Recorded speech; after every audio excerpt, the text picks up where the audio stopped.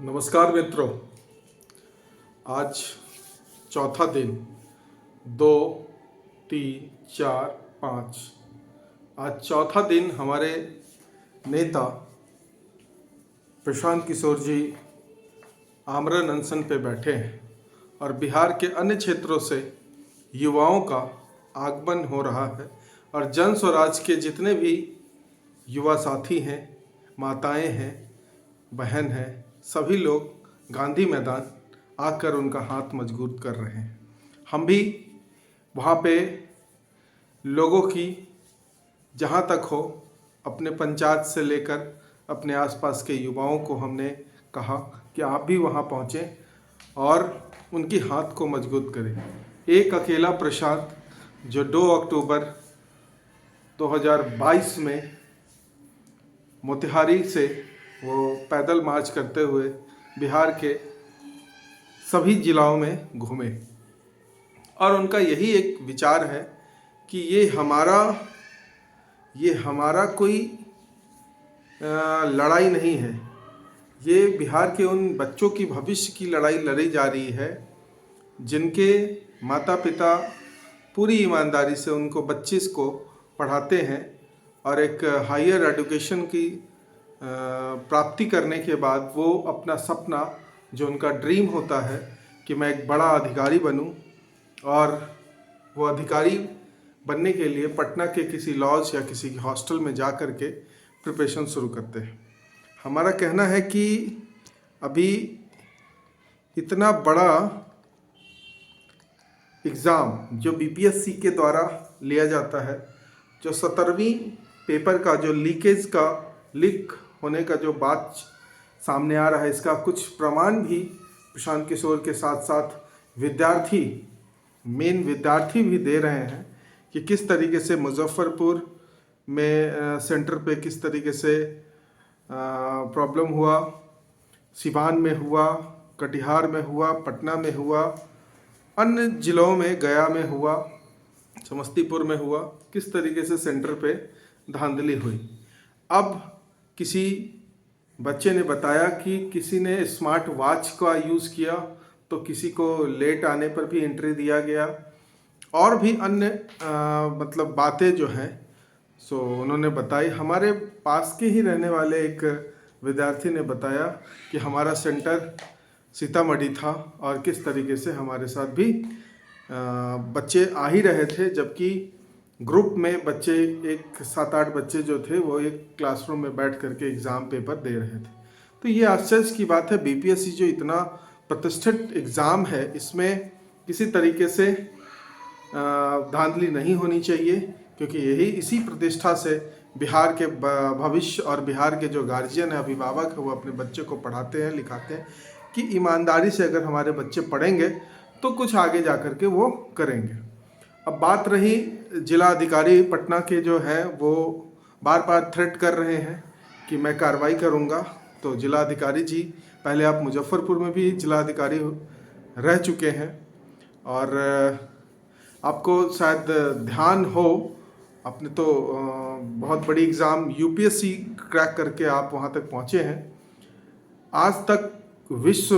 विश्व की बात करते हैं, भारत ही नहीं पूरे विश्व में आज तक जो भी आंदोलन हुआ वो विद्यार्थियों के द्वारा हुआ, छात्र आंदोलन ही हुआ। जैसे जेपी आंदोलन आप देख सकते हैं 1974 में एक बहुत बड़ी आंदोलन बिहार के धरती पे हुआ था, जिसको वर्ल्ड इतिहास में देखा जाता है। इसमें बहुत सारी बलिदान दिए गए, बहुत सारे लोग उसमें लड़ाई लड़े और सरकार के खिलाफ उसमें लड़ाई थी। अभी बांग्लादेश में भी ये देख सकते हैं कि विद्यार्थी ने ही इस आंदोलन की शुरुआत की थी। इसी प्रकार बिहार के अंदर भी बीपीएससी में हो रहे अनियमितता के कारण विद्यार्थी जो है गोलबंद हुए, और गोलबंद होने के बाद पुलिस के द्वारा लाठीचार्ज किया गया, पानी का छिड़काव कराया गया और उनके ऊपर बेरहमी से लाठीचार्ज कराई गई, जिसको देख करके हमारे माननीय प्रशांत किशोर जी का हृदय काफ़ी मतलब दर्द का एहसास उसने फील किया कि ये राजनीति, आखिर हम एक पार्टी बना रहे हैं जिसका विज़न है जनता का सुंदर राज, और भ्रष्टाचार मुक्त समाज, आखिर इसमें हमारे बच्चों के साथ जो ये सरकार, ये जो गूंगी बहरी सरकार है, उसके अधिकारी और उसके जो पुलिस प्रशासन है ये कर रही है, इसके लिए उन्होंने दृढ़ संकल्प लिया कि मैं आमरण अनशन पे बैठूंगा। ये बहुत बड़ी उनकी दृढ़ संकल्प थी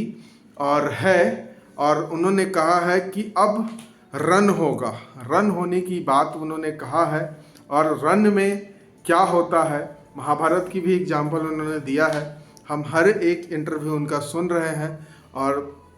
आप तक सब लोग देख रहे हैं वीडियो के माध्यम से और न्यूज़ चैनल के माध्यम से, सोशल मीडिया के माध्यम से और न्यूज़पेपर के माध्यम से, कि उन्होंने संकल्प लिया है कि ये जो भ्रष्टाचार है, बीपीएससी का री एग्ज़ाम जब तक नहीं होगा तब तक हम लोग आमरण अनशन पे बैठे रहेंगे। बिहार के अन्य क्षेत्रों से बहुत सारे लोग, बहुत सारी माताएं लोग, सभी लोग पहुंच रहे हैं। अभी एक डाटा आया है कि वहाँ के जो भी लोग हैं,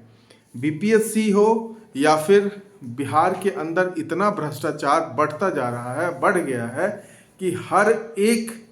सेक्टर, चाहे वो शिक्षा हो, स्वास्थ्य हो, परिवहन हो या एडमिनिस्ट्रेशन हो, पुलिस प्रशासन हो, या फिर आपको सिविल हो, रोड हो, नाली हो, नल जल हो, स्ट्रीट लाइट हो, और ये तमाम चीज़ों में भ्रष्टाचार इतना बढ़ गया है कि भ्रष्टाचारियों का मनोबल इतना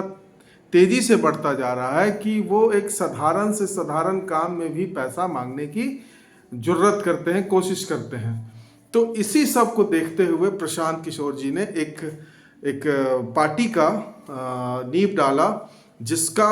एक ही विजन था, जनता का सुंदर राज। और जो पलायन कर रहे हैं विद्यार्थी, बाहर जाकर के काम काज कर रहे हैं, रोजगार ढूंढ रहे हैं, उनके लिए इंडस्ट्रियल क्रांति, मतलब औद्योगिक क्रांति हो, इंडस्ट्रियल रेवोल्यूशन हो, जो बिहार के अंदर ही बहुत बड़े इंडस्ट्रीज को लगाया जाए।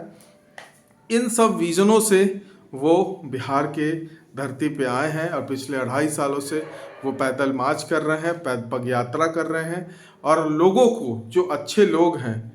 उनको वो जोड़ रहे हैं। और जोड़ने के बाद उनका एक मतलब संगठन बनाकर, एक अच्छे लोगों के संगठन बनाकर बिहार की धरती को पुनः मतलब बिहार की जो गरिमा है, जो उनका प्रतिष्ठा जो खो चुका है इन गूंगे बहरे सरकारों के द्वारा, उसको लाने का काम कर रहे हैं। बीपीएससी में छात्र जितने भी हैं और जो इतनी ठंड में, इतनी कड़ाके के ठंड में आमरण अनशन में प्रशांत किशोर जी के साथ हैं, और जो जन स्वराजी जो हैं, जो जन स्वराज के हमारे लोग हैं, जो हमारे भाई बंधु हैं, उन्होंने जो उनका मतलब हाथ मजबूत किया है, उन सबों को जय हिंद, जय भारत। और हमारे तरफ से एक प्रेम, और हम वहाँ पहुँच रहे हैं, वहाँ पहुँच के और एक बात अवश्य ज़रूरी कहना है कि और भी जितने भी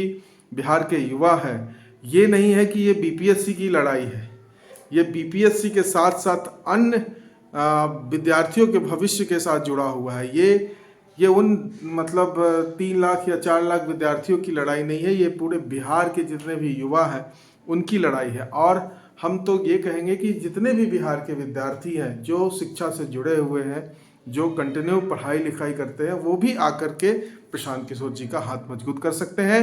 और प्रशांत किशोर के जो विचारधारा है उनको समझ सकते हैं और जन स्वराज से जुड़कर उनके हाथ को मजबूत करेंगे। यही सब कहना है और विशेष हम लोग मिलते हैं नेक्स्ट वीडियो में। जय हिंद, जय भारत, भारत माता की जय।